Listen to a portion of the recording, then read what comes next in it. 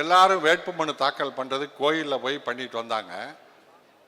நம்ம ஆட்டுக்குட்டி பண்ணிட்டு வந்து வழக்கமாக உடனே நிருபர்களை பார்த்து செய்தியாளரை பார்த்து சொல்கிறாரு, நான் கோணியம்மனை நான் ஜெயிக்கணும்னு வேண்டிக்கல, கோயம்புத்தூர் அமைதியாக இருக்கணும்னு வேண்டிக்கிட்டேன்னு. கோணியம்மன் மட்டும் பேசுகிறதா இருந்திருந்தா அண்ணாமலை நீ தோத்தாதான் கோயம்புத்தூர் அமைதியாக இருந்திருக்குன்னு சொல்லியிருக்கு.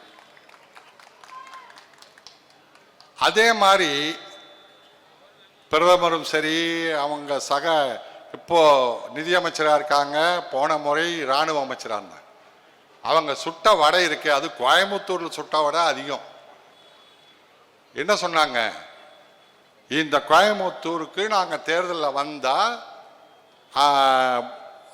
கோச் ஃபேக்ட்ரி கொண்டு வருவோம். நாங்கள் கோச் ஃபேக்ட்ரினா ரயில்வே பெட்டி தொழிற்சாலை வருன்னாங்க. சிறு குறு தொழிலாளிகள் அவங்க முதலாளிகிட்ட தான் போய் பேசுறதே, கூட்டம் கூட்டி. அதில் எல்லாருமே மகிழ்ச்சியாக இருந்தாங்க. ஓ, கோச் ஃபேக்ட்ரி வந்துச்சுன்னா மிகப்பெரிய தொழில் ஆகும்ன்ட்டு. அதே மாதிரி இராணுவ தளவாடம் வரணுன்னாரு, வரல. அதே மாதிரி இப்போ கூட என்னாச்சு, பெங்களூருக்கு இரவு ரயில் விடுவோன்னாங்க, விடலை. அவங்க தான் சொல்கிறாங்கன்னா, ரயில்வே துறை அதிகாரி சொல்கிறாங்க, நாங்கள்லாம் அண்ணன் பிஆர்என் உள்ளிட்ட எல்லாருமே மாட்டு வண்டியில் போய் மனு கொடுத்தோம்.